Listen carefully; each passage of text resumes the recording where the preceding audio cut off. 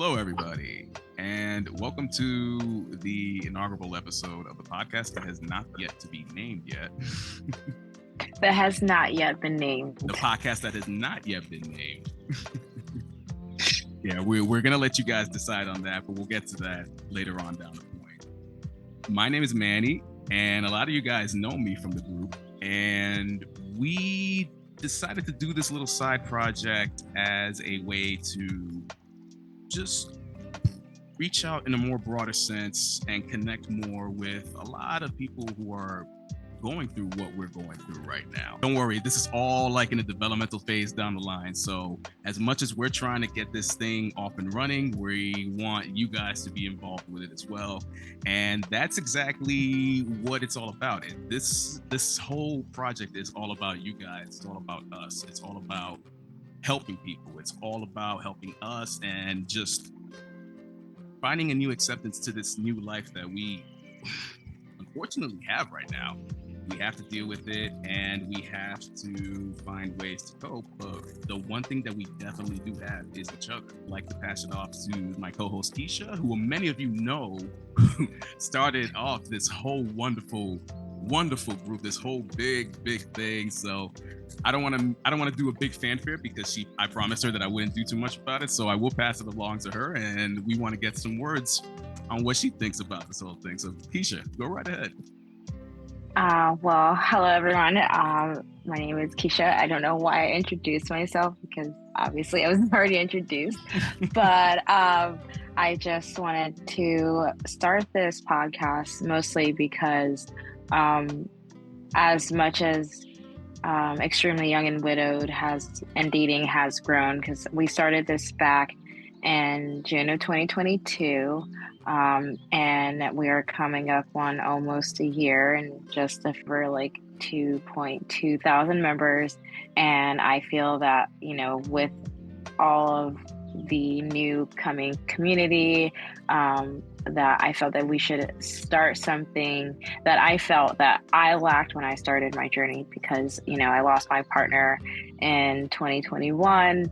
And around that time, there really wasn't much resources that I could turn to in terms of what was catered to my age group, and what was catered to my situation, not being married, not even living in the same household or sharing children with my partner. It definitely made it a lot different being a widower or a widow. I'm not, so I don't know why I just call myself a widower. Something that I still to this day go by is I wouldn't want my partner's legacy to be known that his passing destroyed me. I wouldn't want him to be remembered that when I left this earth, Keisha was destroyed and she stopped living her life and she just forgot who she was, because he wouldn't have wanted that. That's something that I can to this day still say that he would never have wanted that. So with that wisdom and the love that he has given me, it had continued to push me into creating Extremely Young and Widowed and Dating. A lot to say in one like 5 seconds or less, but I wanted to start this group not only for myself but for others like myself. And I thought, now where we are and the kind of things that we are in this generation of technology, we got, everyone is always listening to people talk and conversate. We have YouTube, podcasts, Spotify. Like there's always we're just attuned now to just having so much more than a radio, because that's what it used to be. We used to have radios. Yep. Not many people listen to the radio anymore. We listen to podcasts. And I think this is a great way to outreach more people and to cater to those who rather listen to talking about topics that are unfortunately taboo, and I wish they weren't. So I hope that with this podcast that we can reach those that want more than just, hey, we're here for you, it's interesting that word you said, legacy. I really do want to highlight on that word because it does harken deep to the topic at hand for this first inaugural episode, legacy. And I in the dating world, which is very specific to the group, because at the end of the day, it is a dating group for dating advice, and we do get to a spot where I guess us as humans, our backs is just so against the wall that the trauma just makes us either want to continue or do it or try to just do it alone and try to just find ourselves. But I guess a lot of us are just used to that compassion. A lot of just used to that love. A lot of just are just used to that overall sense of being loved by somebody else, that Correct. we want to go back into it.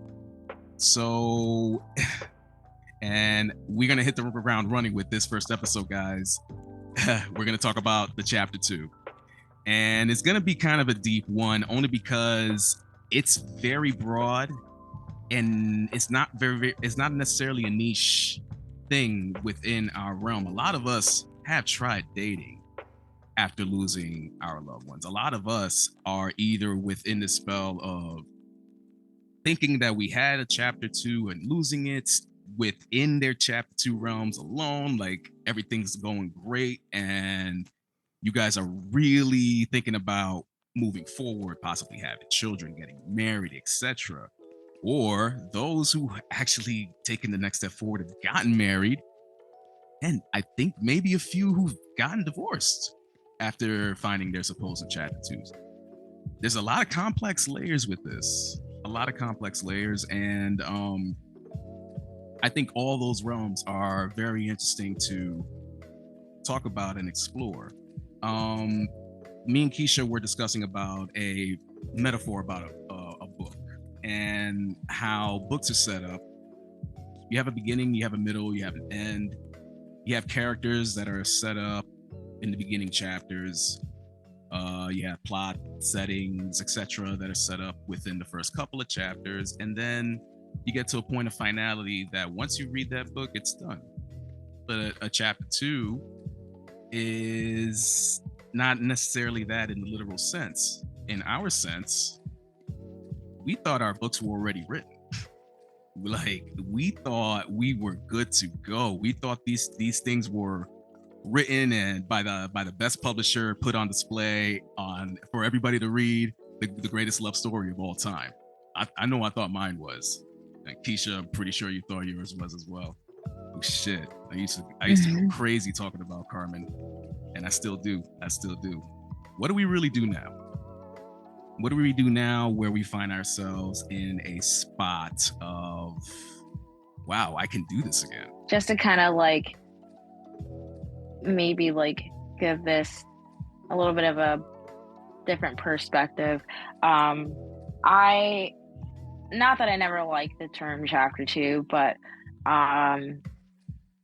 I do agree that there was a time where we thought our book was written, and not in a morbid sense, but it was written and then that book closed.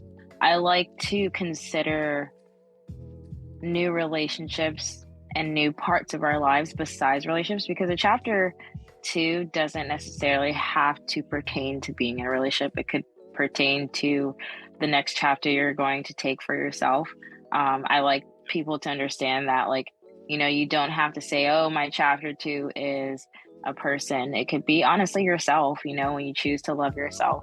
But I think a better terminology for the new partner you have in your life would be considered another volume rather than a chapter. Because, you know, you have the Harry Potter series, like, you know, you have a first book, a second book, a third book, and each book is a different plot, but yet it has something to do with the prior book. But it is all, you know, it's all cohesive in a way. But when that book ends, you know, that was that for that time period of that series, you know, and I think it's better to see it as like another book or another volume in your life, because you're going to have completely different um, experiences, completely different memories, completely different situations with a new person. And sometimes that book ends for that person because not every post relationship after loss is successful. And Absolutely. imagine saying like, oh, this is my chapter 3. That just sounds kind of like, it just sounds a little weird. Once It does. you can't always expect a successful story after dating, like post loss, because like it doesn't always go right. I personally, know of a couple that are no longer together that are in our group, and you know, it sucks to see that they're no longer together, but they weren't in a good place to be in a relationship with one another at their time period in their life. And so, you know, imagine when you're like, hey, this is my chapter 2, and then now you're over, and then it's like, okay, now you're dating again, and now, okay, so this is my chapter 3. Like, I don't, I feel like just kind of like nixing the chapter 2 term what has like my view on it, but I do understand why people use it very often. Yeah, I think you have a good point in that, and I think it is good in a cathartic, therapeutic sense to kind of nix it, because you do have a good point. When you really get down to it, it is a very arbitrary term. It kind of doesn't really mean much in the broadest sense. Our stories are still being written. You're right. Unfortunately, our partner stories are already done. Best-selling thing. But it's our job to continue moving forward in that regard. Absolutely. Yeah, our partners. I always try to put myself in my late wife's Carmen's shoes, because how can we not? And always on the flip side, what if we left? Right. And how immediate we would want them to continue, because I know I would want her to. I know she is a hopeless romantic. She has to pour her love into something and somebody, and I would want her to find somebody new, because my book would be done by then, but hers has to continue. I wouldn't want her to be stuck in that realm. So as much as it is healthy for us to do, yes, to find the chapter 2 within ourselves, or if we find that person that we want to spend time with, that we want to build something with, that could be it as well. But the terminology, you're right, it's very arbitrary. And it might be therapeutic for somebody who is thinking about going into this world to maybe just get the exact term of it out of their heads and just try to just go with it.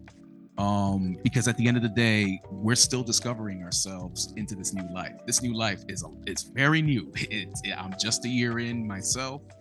Keisha, you say you're coming on 2 years this couple of months, and In August. in August, yes. Yeah. And a lot of us very recently into the group. So we're babies. We're crawling. And who knows when we're going to start running again, but at least we're crawling, and that's saying something. So yeah, I agree with that. I kind of want to like piggyback off of something you said earlier about how, if the roles were reversed, that, you would want Carmen to be able to move forward and to be able to be happy. I have this, like, I don't really tell people this very often, but I sort of kind of do, like when I get into the conversation of talking about what it was like to kind of start dating again, because most people really do ask. I see this question very often in the group. How did you start dating again? Like, when did you decide that you were ready? And it definitely differs for every person when you feel that you're ready to start moving forward. but I kind of have a different backstory where, you know, prior to losing Santi, um, I Santi was dealing with a terminal illness, um, that like wouldn't like there was no time frame of like when it would happen, or it was just kind of like a waiting game. It was something he was grown up with since he was a child, and he wasn't supposed to like age after the age of like 8, like so once he made it to 29, that was like a big celebration because a lot of us, especially, well, I didn't really know much about it until obviously we started dating more. Like no one kind of tells anyone like, hey, you're dating someone who has a ticking time bomb essentially. But once we had started dating seriously, that conversation came up because there is a part of you that you do have to decide. That is a choice of yours, and that's something he wanted to make a point, like you have a choice in being with me or not being with me, or because in the end there is a high possibility, a high chance that I'm going to pass before you. I didn't want to have that conversation. Like no one ever wants to have that conversation. But like, he wanted to know, like, I want to make sure that you, like, this is your choice. Like, this is something that's really serious. And I promised him, like, I'll be there until the day you pass. Unfortunately, like, he passed in a car accident and not what we thought he was going to. So that was unexpected. But on a lighter note, what I was trying to get on is that we had that conversation of, hey, if something happens to me, I want you to know that I give you my blessing to move forward. He's like, I know you're going to be a great wife. I know you're going to be a great mom. And it would be selfish of me to tell you that I don't want you to move forward in your life. And, when I say not a lot of people have that blessing, but it does come with people who know they have a terminal, and it's like,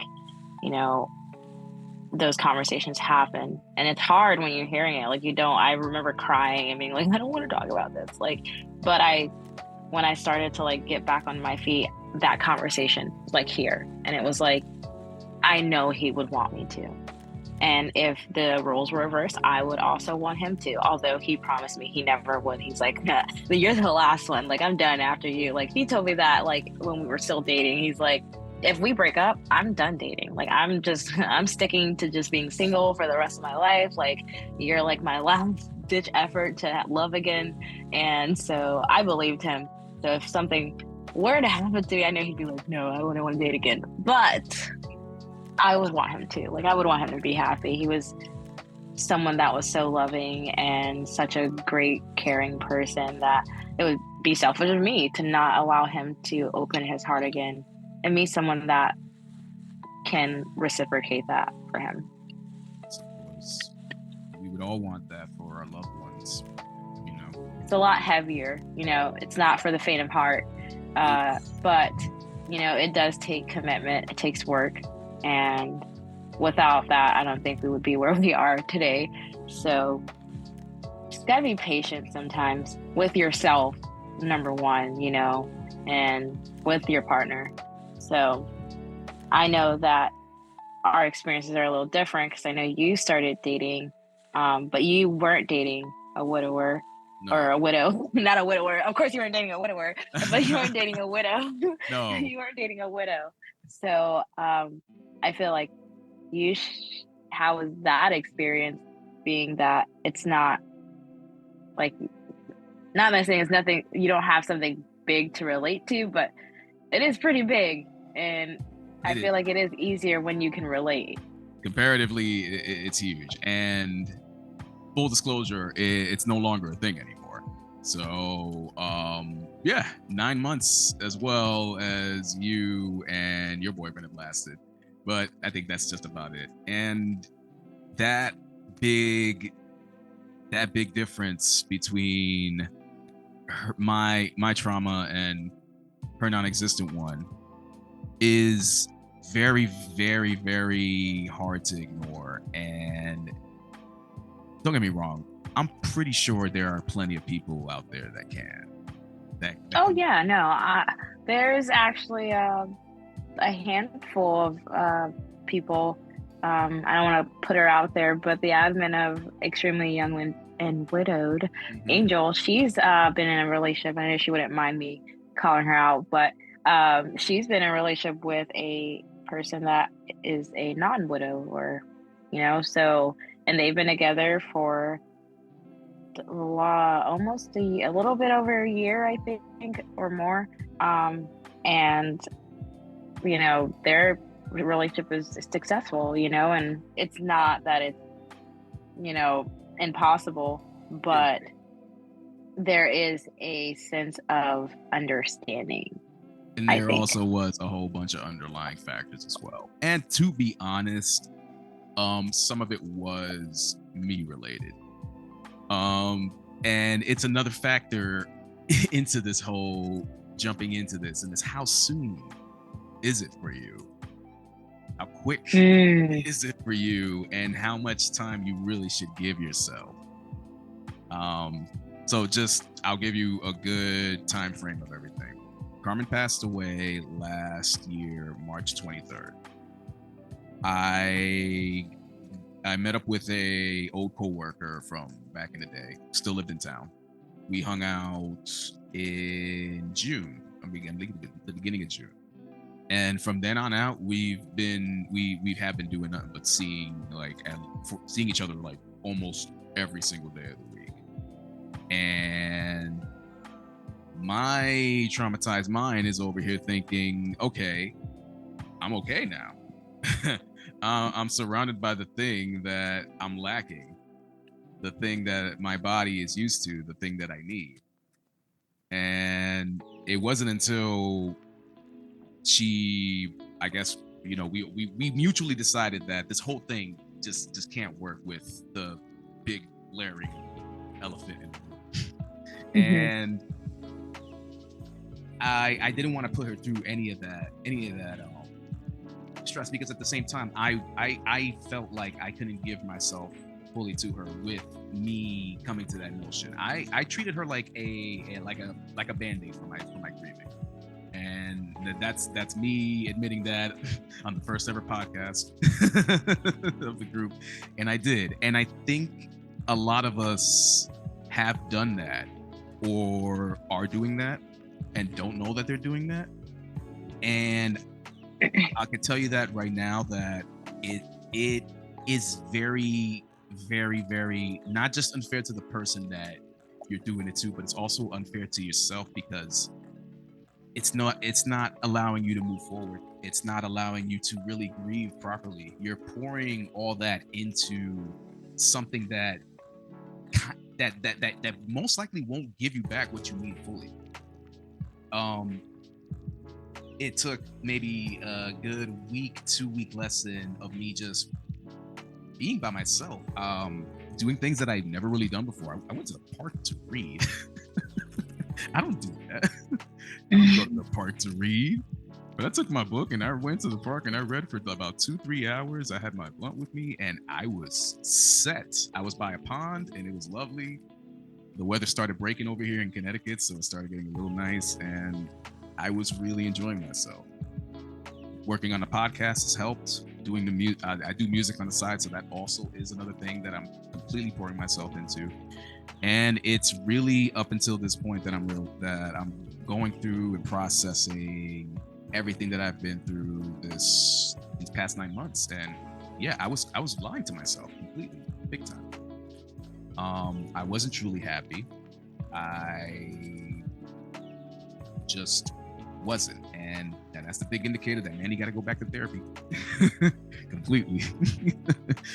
So all in due time. I think that, like, therapy is one of those things that I feel are really helpful, especially being Yeah. a widow or a widower and you're starting to date again, or just, in general. Like, I know it's not easy for everyone to be able to get therapy, and I know it's not for everyone, but I really think it's helpful for people who've been through trauma, and sudden loss, and just dealing with partner loss, or just, if you ever, like, there's studies on it, like the most stressful event in your life, the most like, is losing a spouse. And I would say, I would categorize it as like losing a partner. Like, I wouldn't just say a spouse, like I would just say a partner in general, because not everyone gets married, but there have been couples that have been together for 20 plus years, no ring, but they were together, and that's their husband or wife, just in general. But Carmen and I weren't married.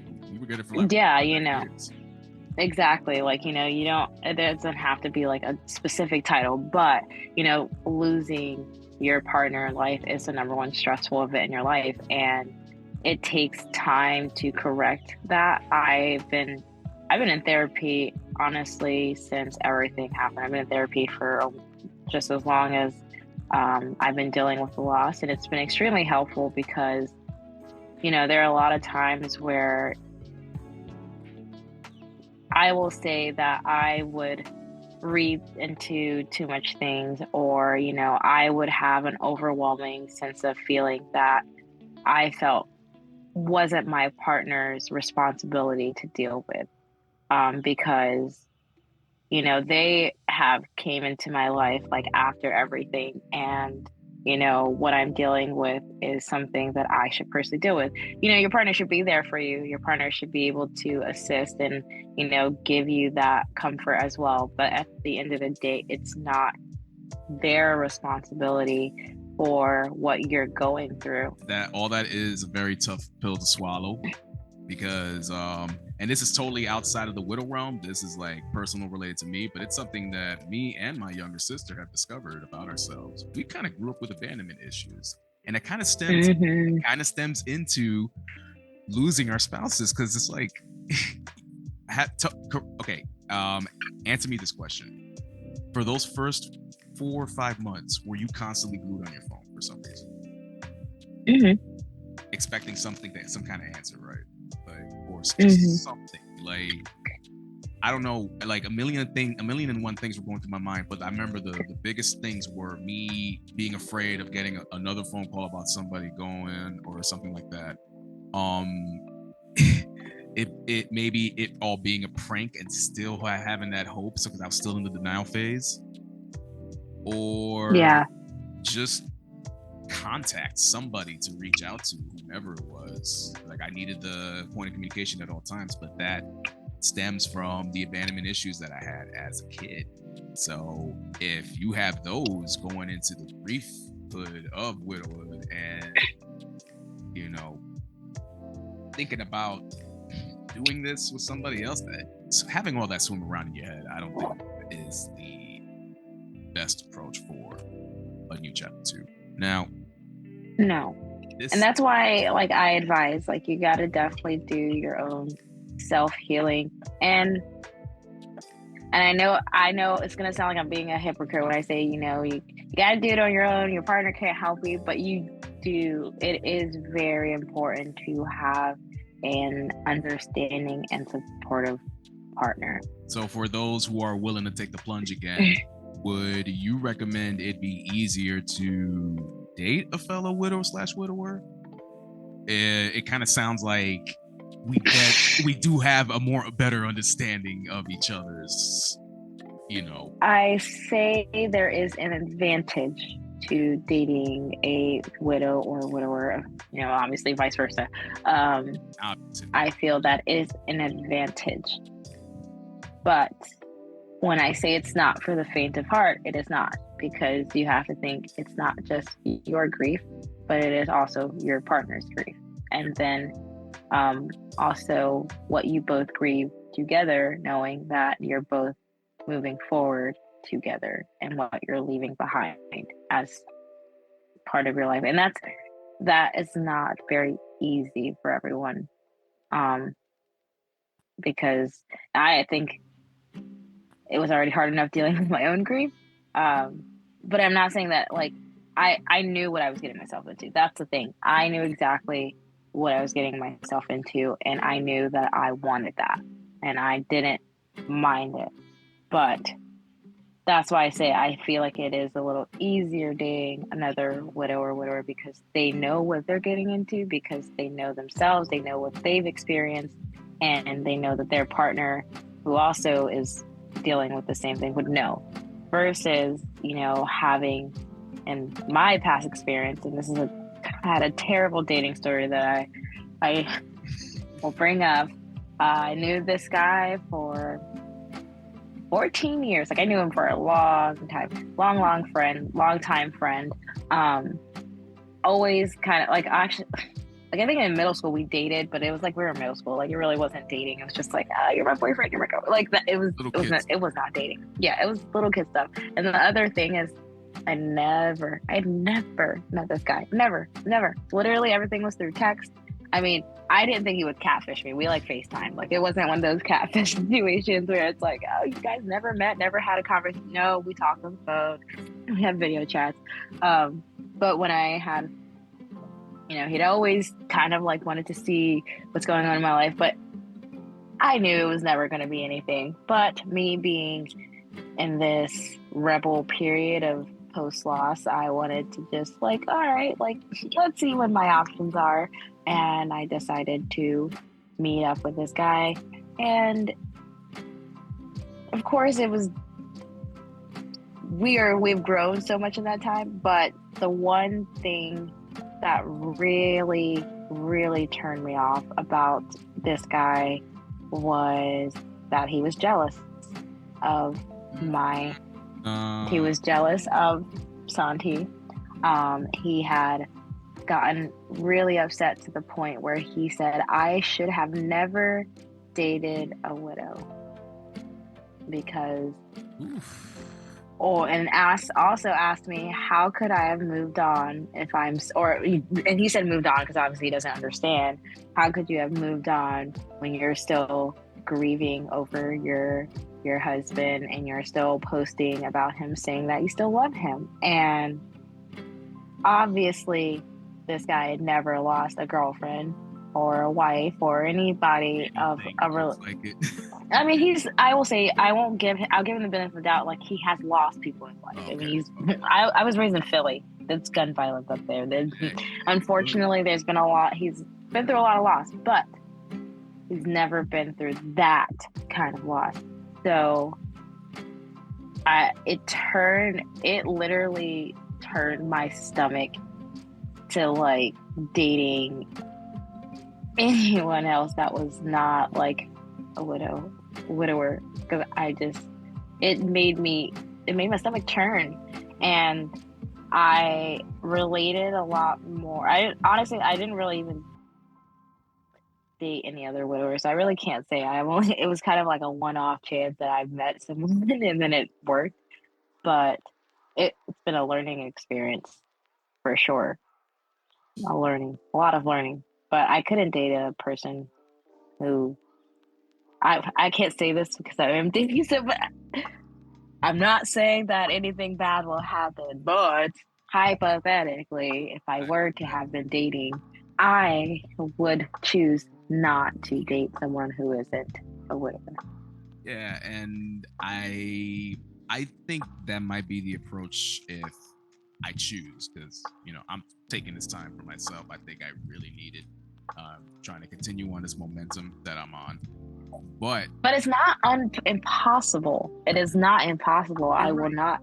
It's not impossible just because I have seen very much so a big amount of people that are willing and very accepting. But unfortunately, us women are a different breed than men. And I guess it's just on how mature and how patient that person can be. Where maturity, it is maturity. So perfect example is same person in question. The girl I was dating, her name's Tatiana. So Tatiana still lives at home with her mom, still has not much responsibilities going on, hasn't really had much of anything going through.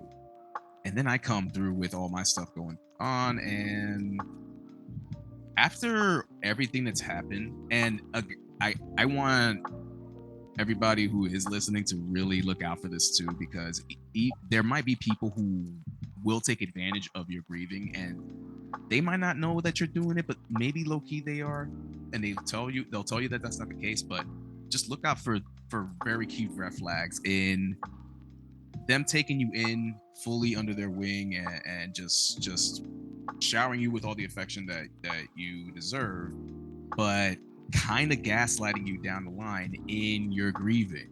And like Keisha said, that turned her stomach when I found out that that was happening with Tatiana. That was a huge, like, whoa, wait a minute. Now this is coming up 9 months down the line, and now this is coming up, Right. and this is crazy. I would have liked it for it. I would have liked if you would have told me immediately off the bat that this was an issue. I probably wouldn't have wasted my time, because Absolutely. I then at that point I would have realized how much work I actually have to do on myself. So now I have this whole other thing that I've discovered about me with my abandonment issues. I got so used to you being around. Now I have to get through that, and I've been through a lot these past 2 weeks. But everything learning. I'm still learning. I'm still growing, and I'm still you call me the perfect term, baby widow. This is like I think we got to keep a chart for me for like the progress moving forward in my widow. But I don't know how you go about your life when it comes to lessons, but I'm the type to always say that failure is the best teacher. It really is. Mm-hmm. And you know, what we are at the very lowest of the low at our points right now. At this point, life has completely failed us. I mean, we already know the signs. What more can it do right now? Kind of just reinforces everything that we're all about. Like you said, the story that is us is volumes. It's volumescent. It comes in different editions down the line. It's like an encyclopedia that keeps getting updated every year. Absolutely. Like I said, I feel the best way to say this, and I think a little bit now thinking of, because I know we're thinking of titles, we can call it volume, like the next volume in our life, something with volumes or series, like series number 2. Because, I didn't really think about it too much until I started talking about it with you, is that like, it's very true. Like, our book started with our person. We lived out those chapters with them, and then that book was closed. But now it's another book that's open, whether that's with a person or whether that's with yourself or your children or your work life. There's another book that's open for you. And if it closes, like, don't be afraid to pick up the next book and open another one, because in our lifetime, there's going to be continuous, like, people that you meet that are not meant for you in that time and period of your life.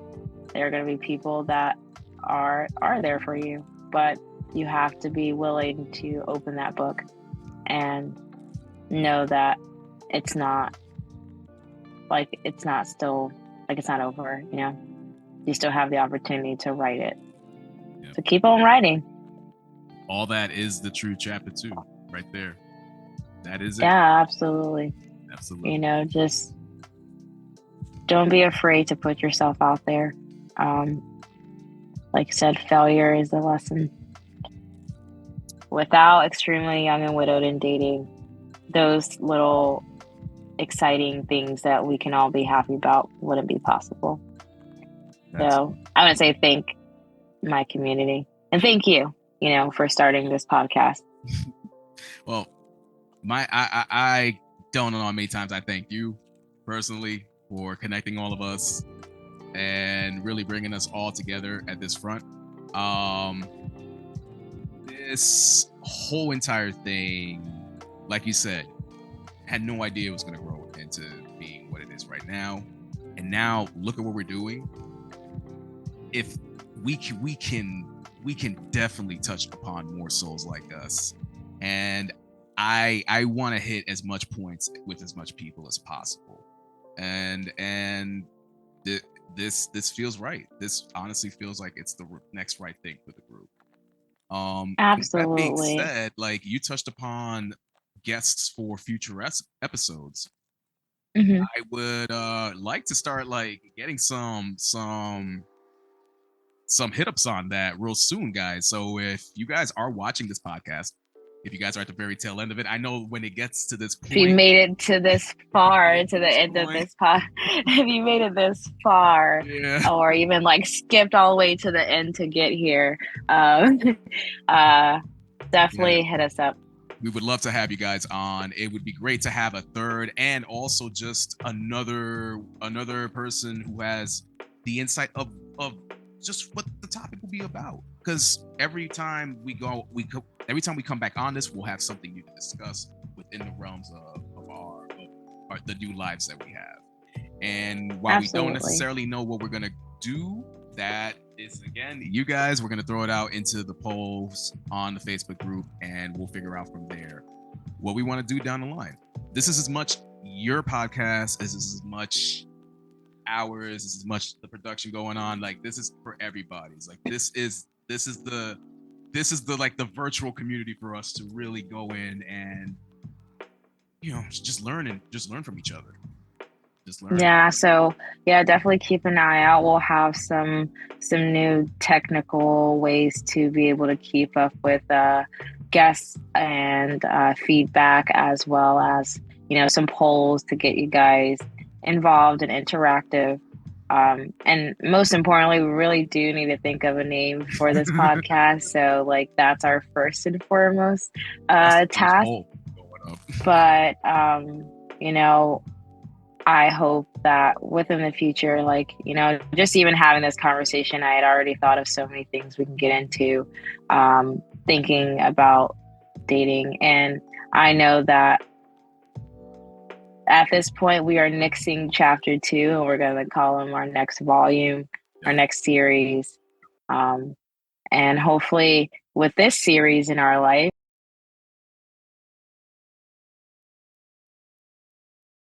with this podcast, um, I hope to grow with you guys and with you, Manny. So let's do it. Let's do it. It's been a pleasure. And you enjoy the rest of your night. I got some editing.